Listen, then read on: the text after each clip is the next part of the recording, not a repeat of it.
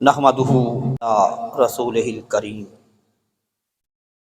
اما بعد فاعوذ باللہ من الشیطان الرجیم، بسم اللہ الرحمن الرحیم۔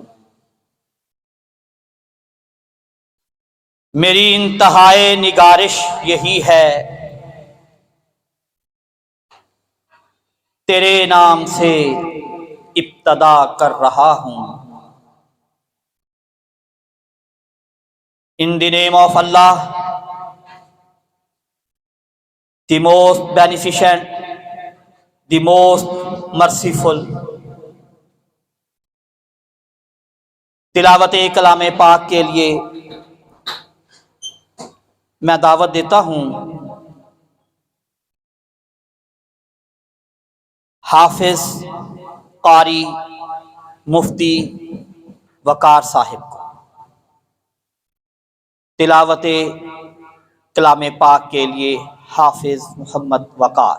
اعوذ باللہ من الشیطان الرجیم، بسم اللہ الرحمن الرحیم۔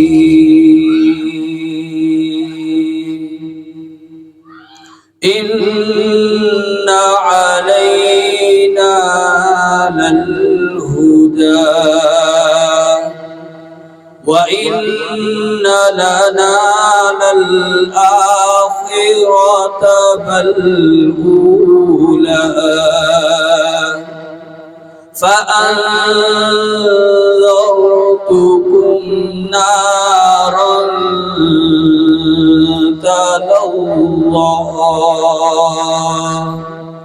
لا يصلاها إلا الأشقى الذي كذب وتولى وسيجنبها الأتقى الذي يؤتي ماله يتزكى وما لأحد عنده من نعمة تجزى إلا ابتغاء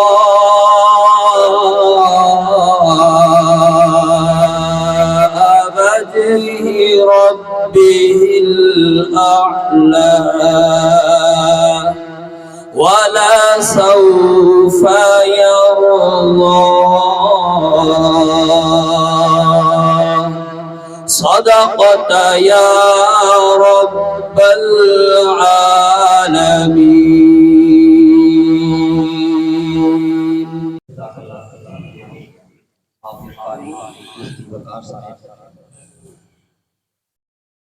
خدا کا ذکر کرے اور ذکر مصطفیٰ نہ کرے، خدا کا ذکر کرے اور ذکر مصطفیٰ نہ کرے، ہمارے منہ میں ہو ایسی زبان خدا نہ کرے۔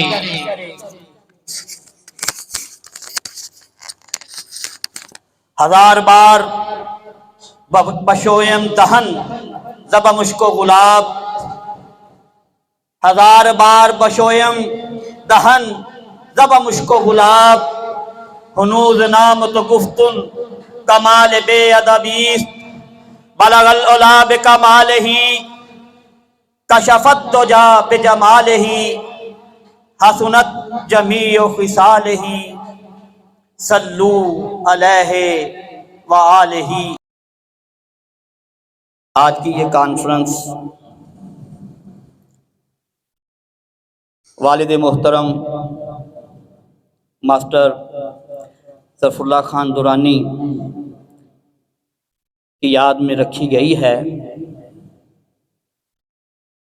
اور اس محفل میں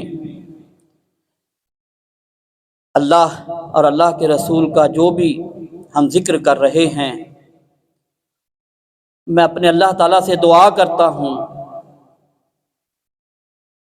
کہ اس تمام کا اجر اور ثواب والد محترم کو پہنچے اور اللہ تعالیٰ ان کے درجات کو بلند فرمائے اور انہیں جنت الفردوس میں اعلیٰ مقام عطا فرمائے اور آقا صلی اللہ علیہ وآلہ وسلم کا ساتھ نصیب فرمائے۔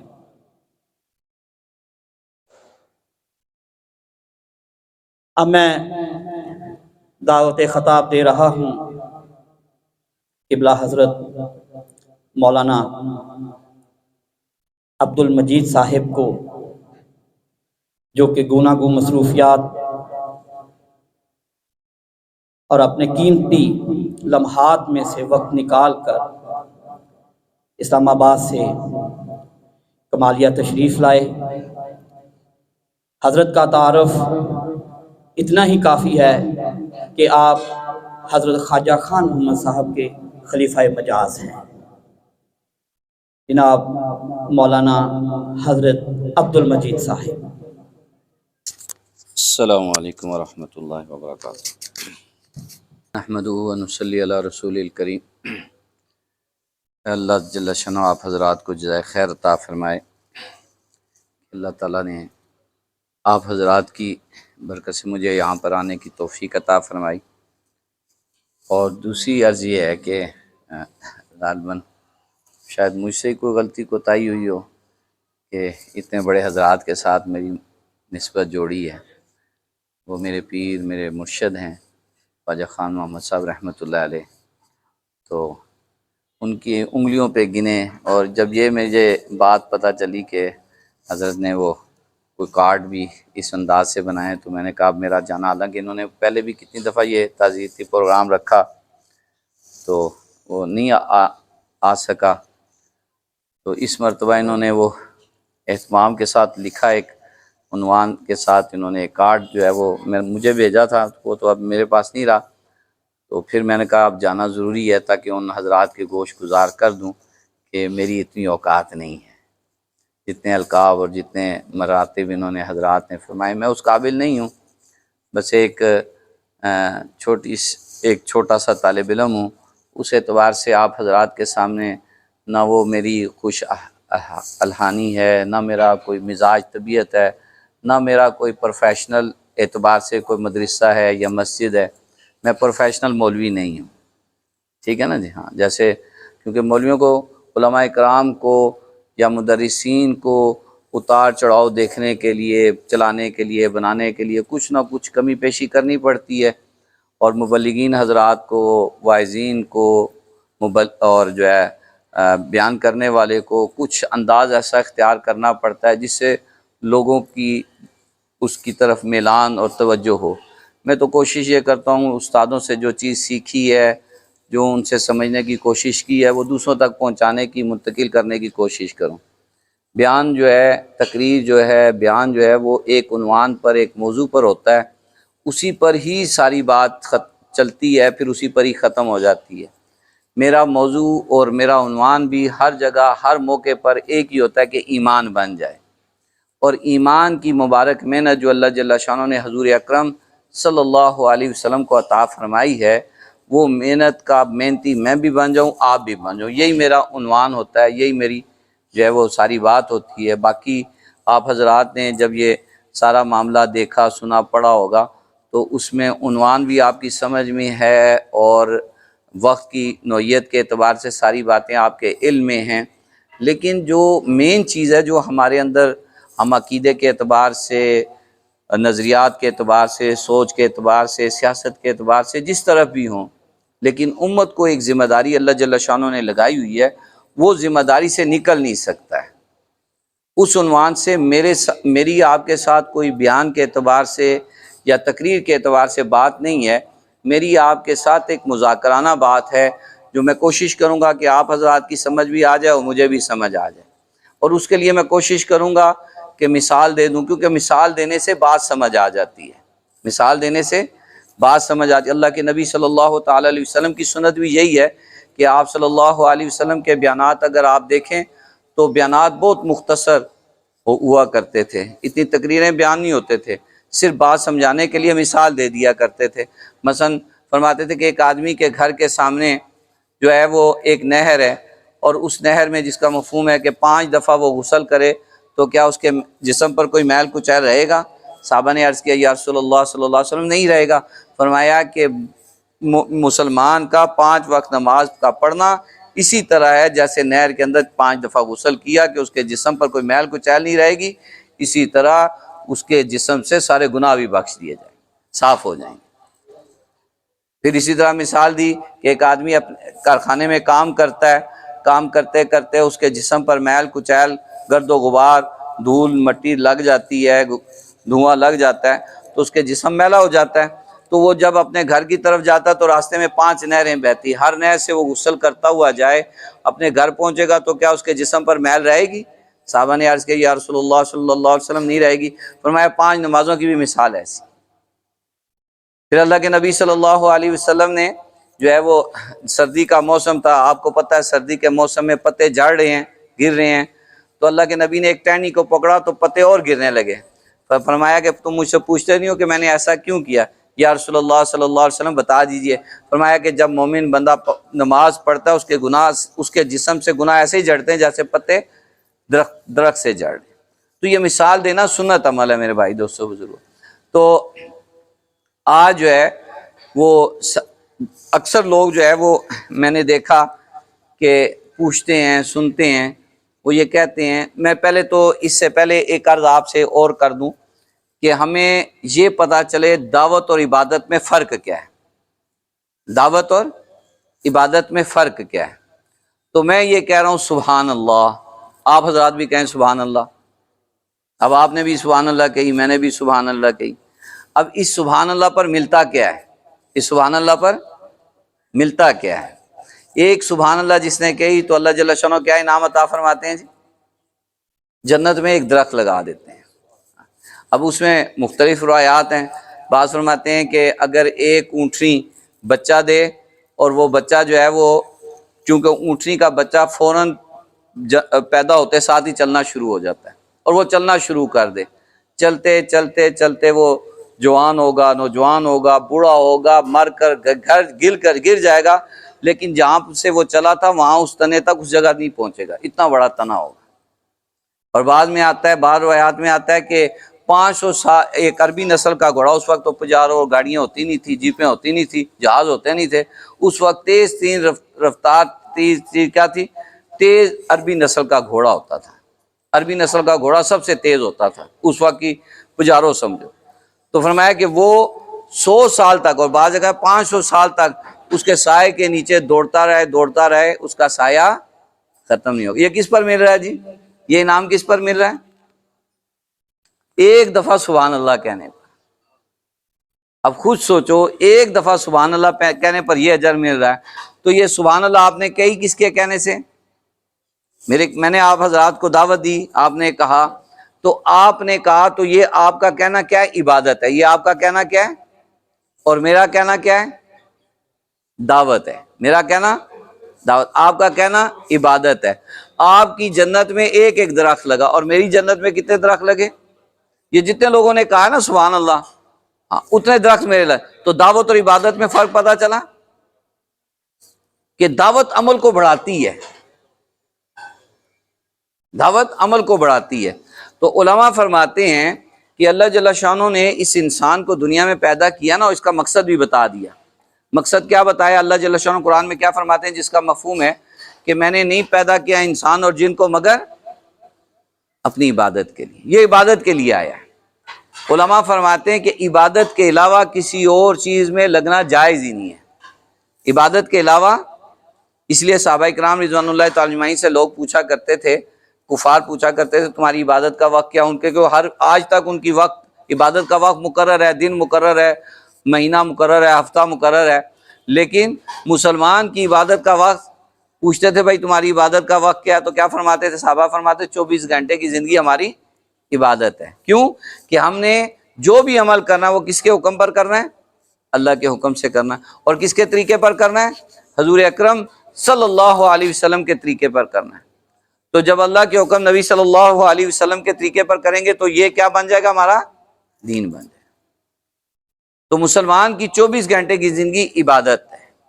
اور پھر میرے بھائی دوستوں بزرگوں، علماء فرماتے ہیں کہ عبادت کے علاوہ کسی چیز پر اگر لگنے کی اجازت ہے تو وہ دعوت ہے، کیونکہ انبیاء علیہ السلام جو آتے تھے امت عبادت والی ہوتی تھی، تو عبادت سے جب وہ ہٹتے تھے کوئی ایک ان کے اندر عیب ہوتا تھا تو اس پر لانے کے لیے اللہ پاک اس کو بھیجتے تھے؟ نبی کو۔ تو نبی کیا کرتے تھے؟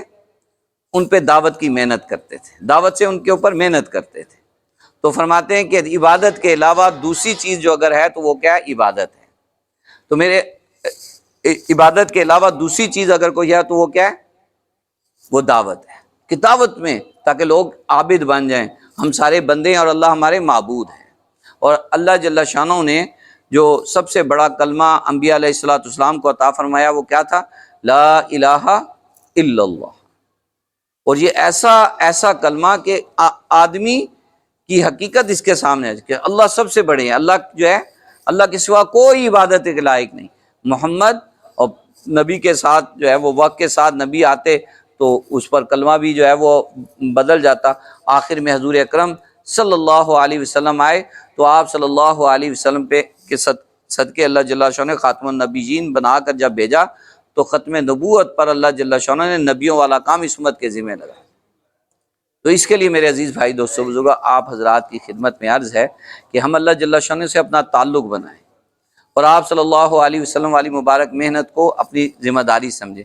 اس کے لیے اکثر میں نے دیکھا سنا ہے کہ لوگ یہ کہتے ہیں جی کہ مولوی صاحب، مفتی صاحب، اور میں نے دیکھا بھی کہ یہی مسائل پوچھتے ہیں کہ تبلیغ کا کام فرض ہے، واجب ہے، سنت ہے، مستحب ہے۔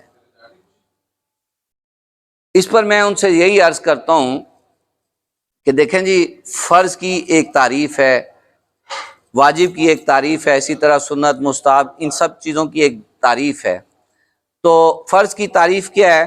فرض کی تعریف یہ ہے کہ فرض کا انکار کرنے والا کافر، نہ کرنے والا گناہ گار ہے۔ واجب کی تعریف کہ نہ کرنے والا گناہ گار اور انکار کرنے والا فاسق اور فاجر ہے۔ اگر صرف فرض واجب کی بات ہوتی تو انکار کر دینے سے یا جو ہے نہ کرنے سے آدمی گناہ گار یا کافر ہو سکتا ہے۔ لیکن آپ خود سوچیں کہ ایک آدمی کرائے کے مکان میں رہ رہا ہے، ایک آدمی کرائے کی گاڑی میں ہے، ایک آدمی نے کرائے کا ملازم رکھا ہوا ہے، بجلی کا بل ہے، سوئی گیس کا بل ہے، پانی کا بل ہے، ماں باپ کی خدمت ہے، بیوی بچوں کی خدمت ہے۔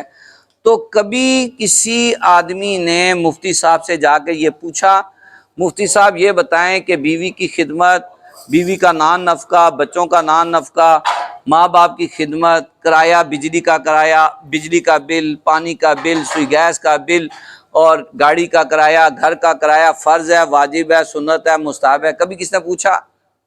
کیوں نہیں پوچھا؟ یہ تو ہمارے معاملات ہیں، یہ تو ہم سے پوچھے جائیں گے، لیکن ہم نے کبھی مفتی صاحب سے کیوں نہیں پوچھا جی؟ اس لیے نہیں پوچھا کہ بھائی وہ ذمہ داری ہے، وہ اگر فرض ہے نہ کیا، ادا کیا تو کیا گناہ گار ہے، انکار کر دیا تو کافر یا جو ہے وہ اس کا کام ہے فاسق فاجر ہونے کا ڈر ہے۔ لیکن اس میں کیا ہے؟ اس میں دیے بغیر چارہ نہیں ہے، ماں باپ کی خدمت کیے بغیر چارہ نہیں، بیوی کو نان نفقہ دیے بغیر چارہ نہیں، بچوں کی خدمت کیے بغیر چارہ نہیں، بل دیے بغیر چارہ نہیں، کرایہ دیے بغیر چارہ نہیں۔ میرے بھائی دوستو بزرگوں، اسی طرح اللہ کے نبی صلی اللہ علیہ وسلم نے دین کی محنت ذمہ داری لگائی ہے۔ آخری حج میں اللہ کے نبی نے کیا فرمایا صحابہ سے؟ دین میں نے تم تک پہنچا دیا۔ صحابہ نے کیا فرمایا؟ یا رسول اللہ صلی اللہ علیہ وسلم، جس کا مفہوم ہے دین پہنچانے کا حق ادا کر دیا۔ پھر اللہ کے نبی نے کیا فرمایا کہ دین کی محنت تمہارے ذمہ فرض ہے، واجب ہے، سنت ہے، مستحب ہے۔ کیا کہا؟ کہ دین کی محنت تمہارے ذمہ ہے، یہ ذمہ داری ہے، اس کے کیے بغیر چارہ نہیں ہے۔ کوئی آدمی یہ کہے کہ جی میں بہت بچوں والا ہوں، میں بہت کاروبار والا ہوں، میں بہت زمیندار ہوں، میں بہت جو ہے وہ نقشوں والا ہوں، میں بہت جو ہے وہ مصروف ہوں، تو وہ اس کہنے سے جان نہیں چھڑا سکتا ہے۔ اس کی ذمہ داری ہے میرے بھائی دوست، اس کے لیے میرے عزیز بھائی دوستوں بزرگوں، اللہ آپ حضرات کی جان مال وقت میں برکت عطا فرمائے اور اللہ پاک آپ کو قبول و منظور فرمائے۔ اس کے لیے آپ حضرات کی خدمت میں عرض ہے، یہ جتنے معاملات ہوتے ہیں نا جی دین کے اعتبار سے، اس کے اندر اپنے آپ کو لگائیں، اور اس کے لیے اپنی جان کو، اپنے مال کو، اپنے وقت کو، اپنی صلاحیتوں کو علماء سے، مفتیوں سے پوچھ کر ہم تجارت کے احکامات دیکھیں۔ دین سو ہے، تب دعوت و تبلیغ کے نام سے جو محنت ہو رہی ہے، اس میں سے دو چیزوں کو چھیڑا گیا ہے، ایک تو نماز کو چھیڑا گیا ہے، ایک ایمان کو چھیڑا گیا، باقی تو معاملات کو چھیڑا ہی نہیں ہے۔ وہ تو میرے آپ کو وہ حضرات کہتے ہیں کہ بھئی اپنے علاقے کے علماء اور مفتیوں سے پوچھ کر چلیں، ان کا بڑا ہم پر ان کا بہت بڑا احسان ہے، بہت بڑی خیر اور بہت بڑی برکت رحم، یہ جو مدرسوں میں پڑھ رہے ہیں، مسجدوں میں پڑھ رہے ہیں، آپ کے محلے، آپ کے گھر کے قریب، آپ کی مسجد کے اندر، یہ بڑی سعادت اور بڑی آپ کے اوپر رحمت ہے، برکتیں ہیں۔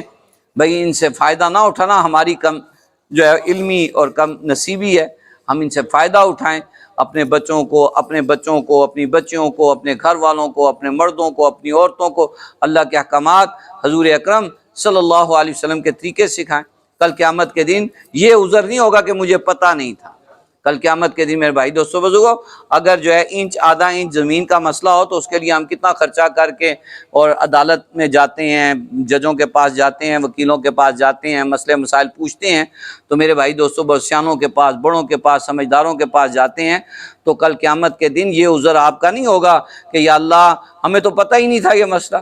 بھائی پتہ نہیں تھا تو دنیا میں آیا پتہ کرنا، تو نے کاروبار کیسے کرنا ہے، تو نے ذمہ داری کیسے کرنی، تو نے کھیتی باڑی کیسے کرنی، تو نے تو نے ملازمت کیسے کرنی، تو نے تجارت کیسے کرنی، یہ ساری چیزیں سیکھنے والی ہیں، تو یہ سیکھتا نا، تو وہاں پر یہ عذر نہیں ہوگا میرے بھائی۔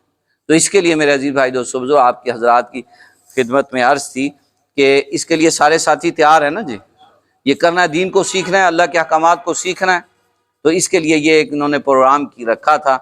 تو بھائی میں نے تو آپ حضرات سے معذرت بھی کر رہا ہوں، اور ان حضرات کی محبت اور شفقت ہے کہ انہوں نے مجھے اتنے القاب کے ساتھ، اتنی جو ہے محبت اور پیار کے ساتھ ان کا مجھے بلانا ہی بڑی سعادت کی بات تھی کہ جا کے اتنے جو ہے وہ القاب مجھے دے دیے جاتے۔ اللہ ان کی زندگی میں، جان میں، مال میں، وقت میں، ہر چیز میں برکت عطا فرمائے اور آپ کے احسانے کو قبول و منظور فرمائے۔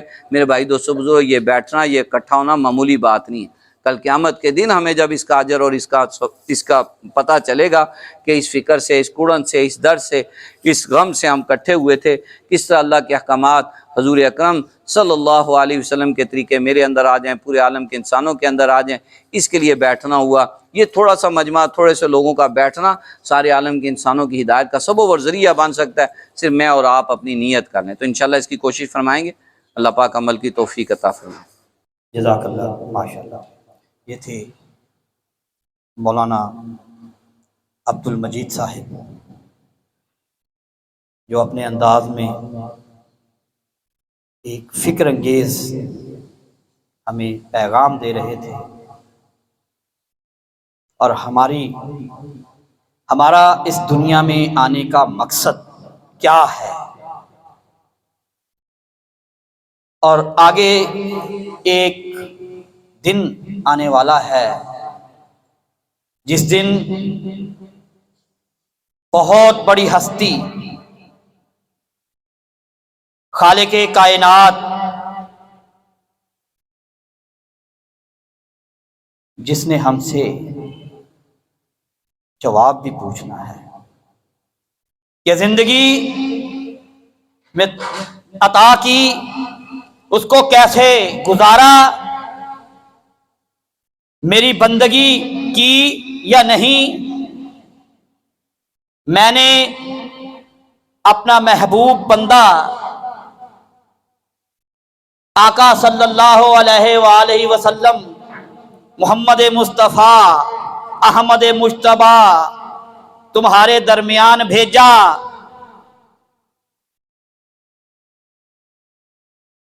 تو ان کی تم لوگوں نے پیروی کی یا نہیں کی، اور پھر ایک ایسا کام دے دیا گیا جو قیامت تک جاری اور ساری رہے گا، دعوت و تبلیغ کا کام۔ تو اللہ تعالی ہم سب کو ہمارا ادھر بیٹھنا، اٹھنا قبول فرمائے۔ آخر میں دعا کے لیے ہمارے برادر محترم بھائی سمیع اللہ خان درانی، ان کو میں دعوت دیتا ہوں کہ وہ سٹیج پر آئیں اور دعائے خیر عطا فرمائیں۔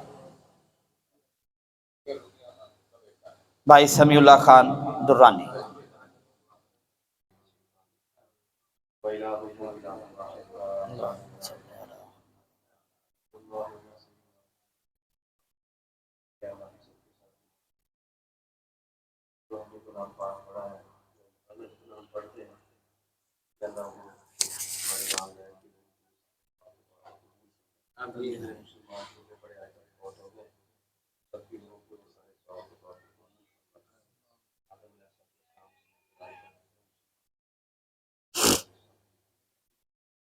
اور ہم سب کو اپنے والدین کے یہ صدقہ جاریہ کے لیے نیک اعمال کرنے کی توفیق نصیب فرمائے۔ جدھر وہ چلے گئے ہیں ہمیں اس جگہ جانے کی تیاری کی توفیق نصیب فرمائے۔